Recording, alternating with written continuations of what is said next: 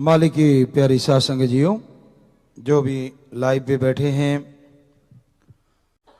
यहां भी सेवादार बैठे हैं, आप सबका सत्संग में आने का, राम नाम अल्लाह वाहिगुरु गौड़ खुदा रब की चर्चा सुनने का तह दिल से बहुत बहुत सत्कार करते हैं। जी आयनु शामदीद कहते हैं, मोस्ट वेलकम। और साईं जी का अवतार महीना चल रहा है, आप सबको उनके अवतार माह की बहुत बहुत मुबारकबाद, बधाई, आशीर्वाद। संसार में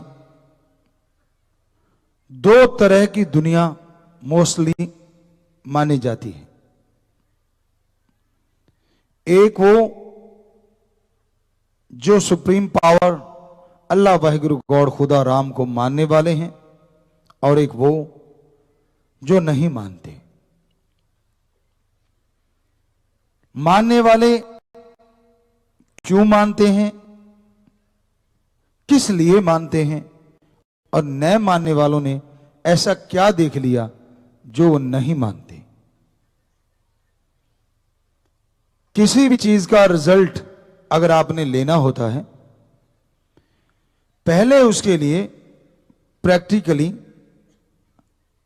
आपको कुछ करना होगा। कर्म के बिना रिजल्ट नहीं, और ज्ञान के बिना कर्म नहीं। किसी चीज का अगर आपको नॉलेज नहीं है तो उसके लिए कर्म कैसे करोगे? नॉलेज है और कर्म नहीं करते तो प्राप्त कैसे करोगे? उदाहरण के तौर पे बच्चे स्कूलों में पढ़े हैं या बड़े भी बैठे हैं, सामने हमारे बहुत सा संगत है, तो आप लोगों ने डिग्रियां हासिल करी होंगी, काफी पढ़े होंगे। क्या आप बता सकते हैं कि ये डिग्री सोए हाथ में आ गई? जी नहीं। पहली क्लास से, नर्सरी से, जो भी क्लासें आजकल चलती हैं वहां से शुरुआत करनी पड़ी, और उसके बाद आपने जिंदगी के 20-25 साल लगाए होंगे, तब जाके डिग्रियां या मास्टरेट की डिग्री आपके हाथों में आई। वो ज्ञान हासिल किया आपने, ज्ञान हासिल करते चले गए। फिर दौर शुरू हुआ कर्म करने का। कितने इंटरव्यू हुए होंगे, कोई पहले में ही पास हो गया, कई बार रिजेक्ट हुए होंगे, तब जाके सक्सेस हुए होंगे, और फिर कर्म करने लगे। तो यानी जो भी आलिम फाजिल पढ़े लिखे भाई बहन बच्चे बैठे हैं, खास करके वो लोग जो कहते हैं भगवान अल्लाह वाहिगुरु गौड़ खुदा रब कुछ नहीं होता, फजूल की बातें हैं। तो अगर हमारे जैसे संत ये कि डिग्रियां डुगरियां कुछ नहीं होती, ये तो फजूल की बातें हैं, तो आपको यकीन आएगा? नहीं आएगा।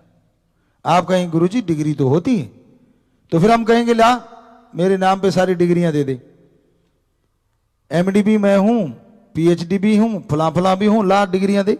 तो क्या आप डिग्री दे देंगे? हो सकता है ये डॉक्टरों वाली डिग्री तो नहीं, बड़ा मुश्किल होगा, वरना और कोई ना कोई ऐसी चीज है। लेकिन अगर आपसे कहा जाए कि एमडी मैंने डॉक्टरी में या यानी सर्जन बनना चाहता हूं, या जो भी स्पेशलिस्ट मैं डॉक्टर बनना चाहता हूं, तो क्या आप डिग्री दे देंगे? जो कहते हैं भगवान नहीं है, नहीं दे सकते ना। आप कहेंगे पहले पढ़ो जी, पहले कोर्स करो, फिर समय लगेगा, फिर डिग्रियां हाथ में आएंगी। तो ऐसे ही तो हम बोलते हैं। आप कहते थे भगवान दिखाओ कहां है, जब आप एक छोटी सी डिग्री डायरेक्ट नहीं दे सकते, आपको हम भगवान डायरेक्ट कैसे दे दें? उसके लिए भी आपको समय देना होगा। सुबह शाम, जो हमारे हिंदू मुस्लिम सिख ईसाई सभी धर्मों में लिखा है, सवेरे का समय। हमारे हिंदू धर्म में पाक पवित्र वेदों में लिखा है सुबह का समय 2 से 5, इसे ब्रह्म मुहूर्ता कहा गया। सिख धर्म में इसे अमृत वेला, इस्लाम धर्म में बांगे वक्त, फर्ज या इबादते वक्त, और इंग्लिश फकीर थे the god's prayer time, the god's prayer Indian time early morning between 2 to 5। तो सुबह का वो समय है, उसमें जागो, भक्ति करो घंटा। शाम का समय रोटी के 2-2.5 घंटे बाद 1 घंटा जाप करो। 2 महीने कर लो। 2 महीने तो बहुत होते हैं जी। अरे घंटा सुबह शाम है भाई, 24 घंटे में से 22 घंटे तेरे। सिर्फ 2 घंटे परहेजों के साथ सुमन करके देख, भक्ति करके देख, इबादत करके देख, यकीन मान तो जरूर उस परम शक्ति का एहसास, उस ओम एक ओंकार ला इलाहा इल्लल्लाह अल्लाह जो एक है, द सुप्रीम पावर गॉड, उसको देख पाएगा, महसूस कर पाएगा, तेरे अंदर एहसास जरूर आएगा।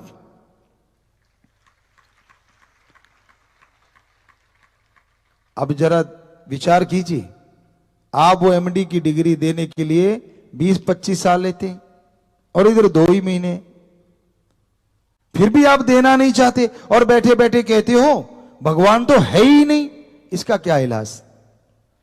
कई सज्जन ये कहते हैं कि जी जो इतिहास है, इतिहास करता है, इतिहास में ये लिखा है, इतिहास में वो लिखा है, धर्म तो फजूल की कहानियां हैं, ये तो फालतू की बातें हैं।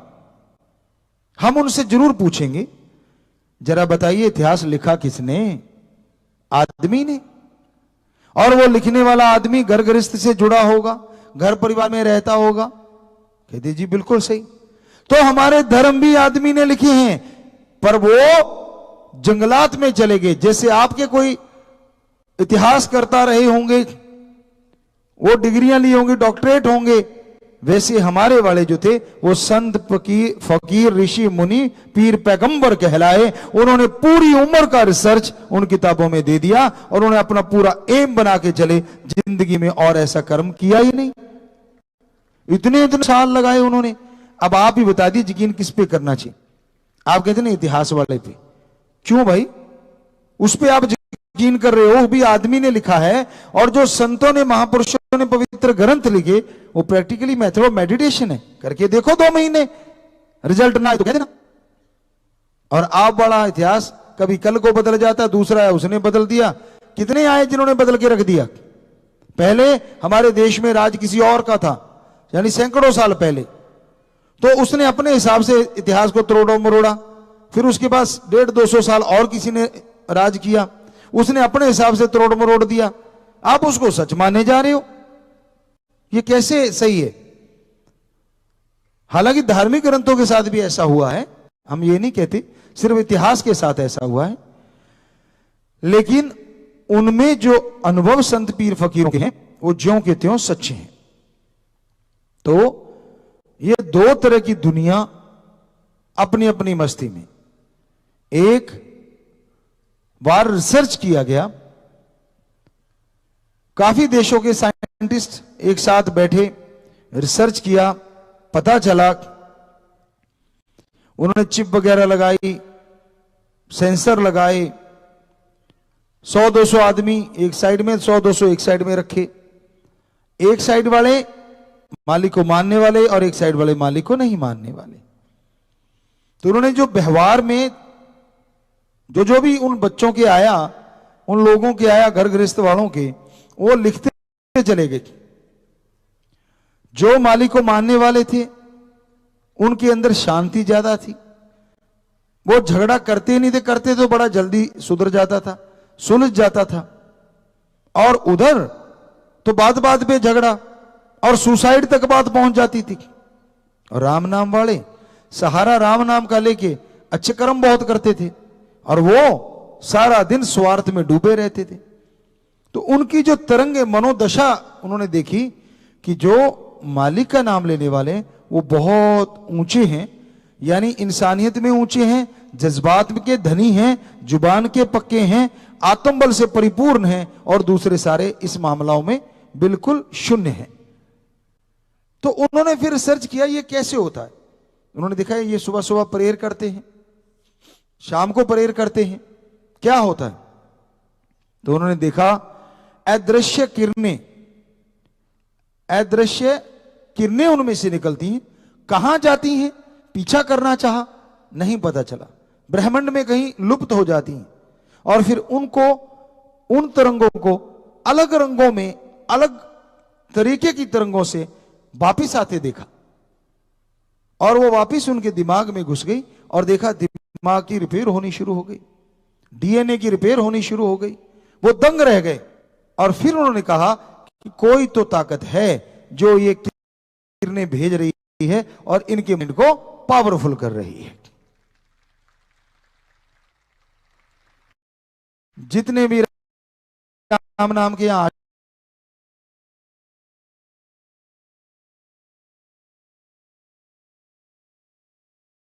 से हो रहा है, आप तो करते हैं, आपको महसूस होता है, तो यही सच्चाई है। हाँ जी, हाथ नीचे करे, मालिक खुशी दे।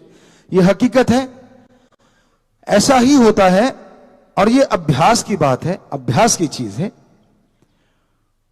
तो आप किसी चीज को झुठला नहीं सकते, और 100% सही तब कहेंगे जब प्रैक्टिकली उसे कर पाएंगे।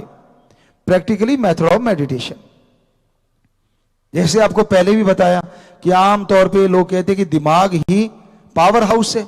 हम कहते नहीं, दिमाग का भी कोई पावर हाउस है, वो है डीएनए। अब दिमाग को कितना शुद्ध कर लो, कितना बढ़िया बना लो, कितना ही साफ कर लो, वो शरीर की उतनी रिपेयर नहीं करता। डीएनए में अगर रिपेयर हो जाए, पूरी बॉडी एक पल में रिपेयर हो सकती है। ये बड़े बड़े साइंटिस्ट मानते हैं, और ये धर्म कहता है, हमारे पाक पवित्र वेद कहते हैं। पूरी दुनिया को उन्होंने संदेश दिए, पूरी दुनिया को बताया कि भाई कैसे आप सुखी और शांत में जीवन व्यतीत कर सकते हैं। तो वही अभी हम एक ही आश्रम पे रुके हुए हैं, वह ब्रह्मचार्य आश्रम। तो कुछ एक बातें आज और आपको सुनाएंगे, वैसे बहुत लंबा चौड़ा, कितने दिन ही सुनाते रहे। उस समय गुरुकुल में, अभी तो आप ऑनलाइन गुरुकुल से जुड़े हैं, तो गुरुकुल में सिखाया जाता था अपने आप की रिपेयर करना, अपने आप को पढ़ना, कि आपका शरीर आपका डॉक्टर बन जाए। यह हमने 100% अनुभव किया है। आप अपने 6 सेंस को जगा लें, थोड़ा सुमरण के द्वारा, भक्ति के द्वारा। यकीन मानिए, आपका शरीर ज्यादा खा रहे हो तो भी टोकेगा, गलत खा रहे हो तो भी टोकेगा, गलत एक्सरसाइज हो रही है तो भी टोकेगा, गलत कोई कर्म करने जा रहे हो तो टोकेगा ही टोकेगा। वो आत्मा है, विल पावर है। तो वो सिखाया जाता था वहां, उसकी बाकायदा ट्रेनिंग दी जाती थी कि अपने शरीर की कैसे सुननी है। थोड़ा योगा करवाया, एक्सरसाइज करवाई, फिर मेडिटेशन, ध्यान में बिठाना सिखाते थे। और ध्यान में जाके सबसे पहले होता था अपने शरीर का ध्यान। योगा में चक्र होते हैं नीचे से लेके यहां तक, और ध्यान में सीधा यहां जाया जाता है। तो कि फुल बॉडी में आपको महसूस हो, मेरी बॉडी में क्या कमी आ रही है, कहां कमजोरी आ रही है, क्या परेशानी हो रही है, तो आपको महसूस होगा। फिर उसको रिपेयर कैसे करना है, कौन सी जड़ी बूटियां, कौन से, यानी पूरा एक डॉक्टर टाइप। वहां पे जंगलात में जड़ी बूटियां होती थी, वहां से ही सिखाया जाता था। सबसे पहले था कि बंदर को फॉलो करो। बंदर जो जा रहा है, कोई बंदर के चोट लग गई, वो जाता है, पत्तियां बीनता है, वो पत्तियां लाके खुद ही, आपने देखा होगा चिंपैंजी हो गए, ये बंदर की प्रजातियां एक तरह से, तो वो क्या करते हैं, पत्थर से पत्तियों को कूटते हैं। नट जो मान लीजिए कई हेजल नट है या कई तरह के नट्स होते हैं, वो भी तोड़ के खा लेते हैं, उसमें से निकाल, यहां तक छोड़ो नारियल को फोड़ के, पके हुए को अंदर से नारियल का वो जो खाते हैं हम लोग पार्ट, पंजाबी में तो खोपा कह देते हैं, कोकोनट कह लीजिए, आप जो मर्जी बोल दीजिए, वो खाते हैं, वो उसको फोड़ के। तो है ना कमाल, इतना सख्त नारियल, लेकिन वो क्या करते हैं, उनको पता है, इतनी अकल है, पत्थर पे रख के, पथरीली जगह पे, और ऊपर से बड़ा पत्थर मारते हैं, एक बार नहीं, 2 बार नहीं, 15-20 बार में तोड़ ही लेते हैं। पानी पी लेते कच्चे का, पक्के का वो खा जाते हैं।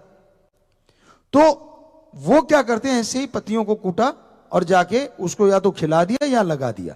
तो वहां से गुरुकुल में सिखाया जाता है, ये पत्तियां फलां पेड़ की हैं, इसके जख्म था, ये काम आई, तो उससे बना स्नेह लेप, जिसकी चर्चा हमने पीछे की थी कि वो लगा देते थे, सुबह तक जख्मी भर जाते थे। आज वाले तो डॉक्टर कहें गुरुजी सारे ये जो आपके वेद हैं सब झूठ का सौदा है। नहीं नहीं, ऐसा नहीं है, आपके दिमाग वहां तक पहुंचा नहीं इसलिए झूठ का सौदा है, आपकी लिमिटेशन है। उनकी कोई लिमिटेशन नहीं थी, जबरदस्त दिमाग था उन संत पीर पैगंबरों का, जिन्होंने हमारे गुरुकुल को चलाया। कहां तक पहुंचे हुए थे वो, हड्डी टूट गई, शाम को दवाई दी, सुबह जुड़ गई। आप मानोगे नहीं, आप तो 15 दिन प्लास्टर में पैर जब तक अटका नहीं रहेगा तब तक मानते नहीं। और ये हकीकत है, ये सच्चाई है। हम डॉक्टर साहबानों को ये नहीं कहते कि आप गलत कर रहे हैं, आप सही कर रहे हैं 100%, लेकिन आप वहां तक पहुंचे नहीं तो आपको वो चीजें कहानियां लगेंगी, किससे लगेंगी। उसके तक पहुंचने के लिए मेडिटेशन करनी पड़ेगी, ध्यान एकाग्र करना पड़ेगा। फिर किसी ने एक फिल्म का एक सीन दिखाया था हमें कि ये टाइम मशीन है जी, कोई बंदा जब चाहे पीछे चला जाता है, जब चाहे आगे चला जाता है, फ्यूचर में, पास्ट में, और वो प्रेजेंट हर जगह रहता है। ऐसा है, वो फिल्म में कहानी सी लगी, लेकिन मेडिटेशन के द्वारा ये असलियत में हो सकता है, हकीकत में हो सकता है। आप महसूस कर सकते हैं, उन चीजों को सामने देख सकते हैं। इसको भी शायद आप किस्सा कहानी बताएंगे, तो अगर आपको लगता है किस्सा कहानी हमारा चैलेंज है, हम आपको मेथड बताते हैं, आप सामने आपके ऊपर 2 आदमी लगा देते हैं, क्योंकि यकीन हमें भी आप पे नहीं, अगर आपको हमारे पे नहीं, वो निगाह रखेंगे आप घंटा भक्ति करते हो कि नहीं, निगाह रखेंगे आपकी, और घंटा सुबह घंटा शाम प्रैक्टिकली मेथड ऑफ मेडिटेशन करके देख लो, एहसास आने शुरू हो जाएंगे, फिर तो आपकी रुचि बन जाएगी ना, फिर आदमी चले जाएंगे। पर आप भक्ति नहीं करते, उसको फजूल समझते हैं, आपका माइंड ही नहीं मानता कि मैं इससे आगे बढ़ूं। और क्या कहते हो आप डॉक्टर साइंटिस्ट, क्या कहते हो, इंसानी बॉडी को 5 से 7% पढ़ पाए, ज्यादा से ज्यादा कोई कहेगा 10 या 15, इससे आगे कोई नहीं गया। तो आदमी के शरीर का दिमाग ही नहीं पढ़ा जा पा रहा, कब वो रिएक्ट कर देता है, कब क्या बना देता है। एक छोटा सा उदाहरण, ये हमें ध्यान में नहीं, ये किस चैनल पे आ रहा था हमें ध्यान में नहीं, लेकिन हमने देखा, वो दिखाए जा रहे थे कि भाई एक आदमी, या सुना रहे थे कहीं पे, ऑडियो सुनी हमने कि भाई एक आदमी था और उसका बिल्कुल मृत्यु नजदीक थी, तो उन देशों में इच्छा मृत्यु का प्रावधान है। तो उसने उनको कहा कि जी मैंने तो ये स्वीकार करनी है। तो वो डॉक्टर कहने लगे अगर तूने ऐसे ही है तो हमें एक तजर्बा भी हो जाएगा, समाज के लिए कुछ काम कर जा। कहते बोलो। कहते हम तेरे ये कोबरा, सामने कोबरा रख दिया कि ये तेरे काटेगा और तेरे मौत होगी, हम देखना चाहते हैं तब तब कौन कौन से रसायन और क्या क्या शारीरिक प्रक्रिया होती है या प्रतिक्रिया होती है वो देखना चाहते हैं। कहता कोई बात नहीं, मैंने तो जाना ही है। तो आंखों पे पट्टी बांध दी, कोबरा उसको दिखा दी, आंखों पे पट्टी बांध दी, एक सुई ली और उसके पैरों पे 2 बार सुई मारी और वो मर गया। सारे दंग डॉक्टर, ये क्या हो गया। अब चेक किया गया, हार्ट अटैक नहीं हुआ उसे, माइंड फेलियर नहीं हुआ, क्या हुआ उसके कोबरे, 2 कोबरे का जहर उसके अंदर से मिला। बताओ कहां से आया। अभी तक रिसर्च चल रही है कि माइंड इतना कुछ क्रिएट कर सकता है आदमी के अंदर। उसने कल्पना कर ली आंखें बंद करते ही कि भाई अब काटेगा तो वो काटेगा, तो माइंड उसके लिए तैयार हो गया, डीएनए तैयार हो गया कि भाई इसको अब ये डोज आने वाली है। और उसने सोचा जैसे सुई लगी कि आ गई। तो ये क्रिएशन हुआ कैसे, अभी तक उलझे पड़े हैं साइंटिस्ट, अभी तक पता नहीं चला। पता चला हो तो हमें कोई, हमारे डॉक्टर साहबान या कोई भी जरूर बताना, क्या उसका कोई रिजल्ट आया अभी तक। यहां तक हमें तो नहीं मिला, उन चैनलों पे देखा तो कभी सुना नहीं कि उसका कोई रिजल्ट निकला कि वो हुआ कैसे। अब एक कोबरा नहीं, 2 का जहर अंदर से मिल गया, और वीडियो भी बताते हैं उसकी है, सब कुछ है। तो कहने का मतलब ये चीज आपको अभी तक पता नहीं चली। हमारे 12,000 साल पुराने पाक पवित्र वेदों में ब्रह्मचर्य आश्रम में बच्चों को यह पढ़ाई जाती थी कि माइंड ऐसा ऐसा क्रिएशन कर सकता है जो आप कल्पना नहीं कर सकते। तो अगर 2 कोबरे का जहर पैदा कर सकता है, तो जब ध्यान में वो संत हमारे ऋषि मुनि बैठते थे, क्या ये पॉसिबल नहीं, वो हवा में उड़ने लग जाते थे। अगर 2 कोबरे का जहर बंदर बन सकता है तो हवा में उड़ा क्यों नहीं जा सकता? ये तो माइंड के ऊपर है। उसकी शक्ति को हमने इस्तेमाल नहीं किया, तो वहां इस्तेमाल करना सिखाया जाता था। कैसे उठते हैं धरती के ऊपर से ध्यान के द्वारा, कैसे आगे बढ़ा जाता है, कैसे अपने आप को आप गति देते हैं, कमांड देते हैं। अब आप कंप्यूटर को कमांड नहीं देते, टक टक टक बच्चे अभी लगे पड़े हैं, फिर कमांड दे देंगे वो चीज चलती है। नहीं, ये फलाने वाली कमांड दे दो, धिंकड़ वाली कमांड दे दो, वो इनकी भाषाएं हैं। लेकिन माइंड भी तो बॉडी को कमांड देता है। वो सिखाया जाता था गुरुकुल में। जरा सोचिए स्टूडेंट कैसे होंगे जिनको यह पता होता था कि मैं चाहूं तो उड़ भी सकता हूं, मेरे अंदर की पावर को मैं और ज्यादा कर सकता हूं, कॉन्फिडेंस और बढ़ा सकता हूं, अपनी बॉडी की जो शक्ति है उसको और बढ़ा सकता हूं विल पावर के द्वारा। खुराक, यहां कई सज्जन बैठे होंगे 10 रोटियां खाते होंगे, हैं सिंकिया पहलवान।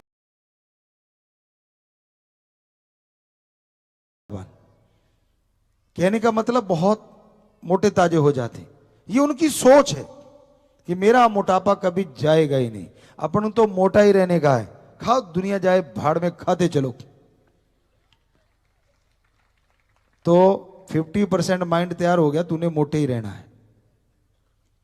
फिर डीएनए में चले गए, वो रस ही नहीं देता कि इसको पतला होना है, कहता ना कमांड आ गई है, आप इसको ऐसे रखो, तो माइंड कहता ठीक है। अब 25% और जुड़ गया, 75% काम हो गया, रह गया 25%। तड़या खा, फुला खा, लटरम खा, पटरम खा, पता नहीं क्या क्या खा, और हिलना नहीं। फोन लिया इधर, ओहो कमर दर्द हो गई, इतने में ही हो गया काम। ओहो मैं इस बाजू पे पड़ा, डॉक्टर साहब मेरे यहां कुछ हो गया, कंधा हिल गया। ये कंधा है कि तिनका है, जरा सा दाब आने से फिस गया। होता होगा बहुतों के साथ, कंधे के, खास करके हमारे नए पीढ़ी के साथ, कि वो हो बाजू बहुत देर रखी रखी उस, बस पूछो मत। हाँ बच्चे हाथ खड़ा कर रहे, छोटे वाले तो खास करके जी जी हाथ लीजिए। तो कहने का मतलब अब इस शरीर को हिलाओगी ही नहीं, बेचारे मसल तो फिर वैसे ही। वो भजन आपको सुनाना जरूर है हमने, आज जब भी समय लगा, कि आज बच्चे करते क्या हैं। तो आप शारीरिक कर्म भी करो, माइंड से काम लो। तो उस समय में ये दोनों का तालमेल रखा जाता था। शिक्षक जो होते थे, जिन्हें ऋषि मुनि या गुरु संत कहते थे, गुरुकुल को चलाने वाले, वो बैलेंस देखते थे समय समय के अकॉर्डिंग। 7 दिन में 1 दिन एंटरटेनमेंट का रखना, वो काफी देर तक चलता रहा इंडिया में, हमारे भारत में तो, कि शनिवार के दिन उसे बोला करते थे राजस्थान में बाल सभा, यहां तक हमें याद आता है, हाँ बाल सभा। और उस बाल सभा में क्या होता था, बच्चे गाते थे या चुटकुले सुनाते थे, और टीचर भी एंजॉय करते थे, बच्चे भी। आज तो सभा तो गई उड़, बाल बाल रह गया। बाल को बेचारे को, बच्चा कहीं भी बरत लो, पढ़ नहीं रहे तुम। और जब खुद को काम है, बाप दफ्तर में, मां दफ्तर में, बच्चा स्कूल में आया, वो दोनों थके हुए आ रहे हैं, दिमाग पे बोझ है। हम नहीं कहते कि काम ना करो, करना चाहिए, कर्म तो जरूरी है, पर बच्चे के लिए भी तो टाइम देना जरूरी है। या फिर पैदा तब करते जब पूरे पैरों पे खड़े हो जाते, और पहले पैदा कर लिया तो क्या आपका फर्ज नहीं है उसके प्रति? क्या माँ बाप ने आपको नहीं दिया टाइम? नहीं दिया होगा तो गलत बात है उनकी भी, और अगर दिया है तो आप क्यों नहीं दे रहे भाई? तो वो समय देना होगा ताकि बच्चे को देखा जा सके। अब टीचर मास्टरों को तो अपना वो बुरा ना मानना भाई, कोई मास्टर टीचर लेक्चरर सुन रहे हो, सारे एक जैसे नहीं होते, बहुत ज्यादा तो अच्छे हैं, पर कुछ एक ऐसे भी होते हैं, वो कुछ एक ज्यादा है या कम है वो तो आप जानो। वो ऐसे भी होते हैं कि वहां से लेक्चर का रट्टा लगा के आते हैं और क्लास में पहुंचते पार कर दो रट्टा जो लगा के आए हो, कहीं मिस ना हो जाए। सारा पढ़ाया, निकले बाहर, तू जाने तेरा काम जाने, मैंने दिया कर, अब तू भर। तो ये भी होता है। और गुरुकुल में क्या होता था, प्रैक्टिकली स्टडी होती थी। उनको पढ़ाया, इस तरह से पढ़ाते थे नेचर के साथ, बच्चा चलता चलता याद कर लेता था। एक छोटी सी बात आज हम भी आपको बताना चाहते हैं, उसी वेदा काल से आई हुई, बहुत पुरातन बात है, पर धीरे धीरे उसको अपनाया गया। और फिर आके उन्हीं चीजों को इंग्लिश महीनों पे भी लगा दिया गया कि ऐसे आप गिनो, जो महीना ऊपर आएगा वो 31 का और जो नीचे आएगा वो कम वाला है। देख लो, जनवरी, फरवरी, मार्च, अप्रैल, मई, जून, जुलाई, अगस्त, दोनों 31 के, जुलाई और अगस्त। तो फिर इस कहने का मतलब यहां नीचे वाली जगह पे आएंगे वो 31 के नहीं, और जो ऊपर आ रहे हैं वो 31 के हैं। तो ये किसको नहीं याद रहेगा? आप जितने सुन रहे हो सारों को याद आ जाएगा। जब भी देखो महीना अच्छा कौन सा है, फट आ जाएगा ना। हो गया ना तरीका? कितना प्रैक्टिकल है। ऐसे पढ़ाते थे, ऐसे इस तरह से पढ़ाते थे। अब कई बार और जाते थे, आपने देखा एस्केलेटर है, तो कुछ बच्चे ऐसे भी थे हमारे साथ जो थोड़ा सा पढ़े लिखे नहीं थे, तो थोड़ा थोड़ी इंग्लिश आती थी। कहते गुरुजी इसका नाम ही याद नहीं होता, एस्केलेटर है या एस्केटेटर है, बड़े अजीब अजीब से नाम लेते। हमने कहा एस, कहते हाँ वो लेट कर जा रही है ऊपर, कभी नहीं भूले एस लेट कर, वो धीरे धीरे एस्केलेटर बन गया। तो पढ़ाने का तरीका है, सिखाने का अंदाज है। किसी भी, अब उसको है पढ़, ये स्पेलिंग है, अरे बोलना तो आ जाए उसको, स्पेलिंग तो बाद में देखी जाएगी। सो कहने का मतलब, ये ब्रह्मचर्य आश्रम में बच्चों को जब पढ़ाया जाता था तो इस तरह से प्रैक्टिकली स्टडी करवाई जाती थी, उनके दिलो दिमाग में बैठ जाती थी, अच्छे से बैठती थी, वो कभी भूलते ही नहीं थे। आज उस तरह की पढ़ाई बहुत मुश्किल है, बहुत ही मुश्किल है। हालांकि हमने उन स्कूलों में जो बने थे उनमें शुरुआत बहुत जबरदस्त तरीके से करवाई थी, आज भी अच्छे बच्चे उसमें से आ रहे हैं, लेकिन कहीं ना कहीं थोड़ा लगता है कुछ कमियां आई होंगी। वो कई बार वातावरण की वजह से, कुछ स्थितियों की वजह, परिस्थितियां ऐसी होती हैं वो भी चेंजेस ला देती हैं। अदरवाइज जबरदस्त बच्चों का ये चेंज था वहां, तो आज भी है। सो कहने का मतलब हमारा कि ब्रह्मचर्य में फिर ये सिखाया जाता था कि मान लो आपके गैस है अंदर और आपको ढकार लेना जरूरी है, तो कैसे ले सकते हो? बहुत कम होंगे आप में से कि जो ढकार ले पाए, जबकि लिया जा सकता है। बोलते बोलते आपको ढकार लेके दिखा दिया और ये हमने अपने अंदर की गैस बाहर कर दी। तो ये भी सिखाया जाता था। ये तो एक उदाहरण है। कहने का हमारा मतलब, ये हमने आवाज नहीं निकाली, रियल में ढकार मारा है। अब माइक के द्वारा तो आपको ऐसी आवाज का पता चल गया होगा। तो क्या गजब थी हमारी स्टडी, क्या कमाल थी स्टडी। पूरा वर्ल्ड क्यों नहीं प्रभावित होगा जब ऐसी प्रैक्टिकल स्टडी करवाई जाती थी। तो ऐसे ही बॉडी में यहां कहीं पेन है तो उसको कैसे ठीक करना है, यहां कहीं पेन है कैसे, पूरे बॉडी का दर्द कैसे ठीक कर सकते हो आप, मसल का, हड्डियों का, प्रैक्टिकली सिखाया जाता था, तो फट ठीक हो जाते थे। सो कहने का वहीं पे आ जाते हैं कि वो ब्रह्मचर्य आश्रम में बहुत कुछ था। हम तो आपको कई दिनों से लगे हुए हैं, अभी यही नहीं निपटने में आ रहा। सोच के देखो इसमें और क्या क्या होगा। बहुत कुछ है जो हम आपको बताएंगे भी नहीं, ऐसी चीजें भी हैं। वो बताएंगे क्यों नहीं? क्योंकि बहुत टाइम चाहिए उसके लिए, बहुत समय चाहिए, और उसको थोड़ा सा समय ही आप सह पाते हैं, इतना काफी हो गया हमें लगता है। कि कई सज्जन कह रहे थे गुरुजी आजकल तो इंस्टाग्राम पे बच्चे शायद 1-1.5 मिनट का डाल दो, वो ही ज्यादा अच्छा लगता है, उसके बाद तो यूं उठा मार देते तो लंबा चल, मतलब कैपेसिटी इतनी रहेगी ये सुनने की। अब वो इतना लंबा हो गया, हमें लगता है 20-22 मिनट तो हो ही गए होंगे शायद। चलते हुए प्रोग्राम ज्यादा हो गया तो ज्यादा हो गया, वो ध्यान नहीं। तो लगातार उसको आप सुन रहे हैं, बड़ी रुचि है, बड़ा अच्छा लग रहा है कि हमारे यहाँ सामने भी बैठे बच्चे, सारे नौजवान सुन रहे हैं, पर जो यूट्यूब लिए बैठे वो कहते हैं यार बस यार बहुत हो गया, इतना नहीं सहन करने का, इतना नहीं होने का। तो ऐसे भी होंगे, शायद बंदी कर चुके होंगे कुछ तक। तो हम यही चाहते हैं कि गागर में सागर, थोड़ी टाइम में ज्यादा ज्ञान। यह भी सिखाया जाता था कि थोड़ी देर में ज्यादा कैसे आप हासिल कर सकते हो, शारीरिक तौर पे और मानसिक तौर पे। यह भी हमारे पाक पवित्र वेदों में लिखा है, गुरुकुल में सिखाया जाता था।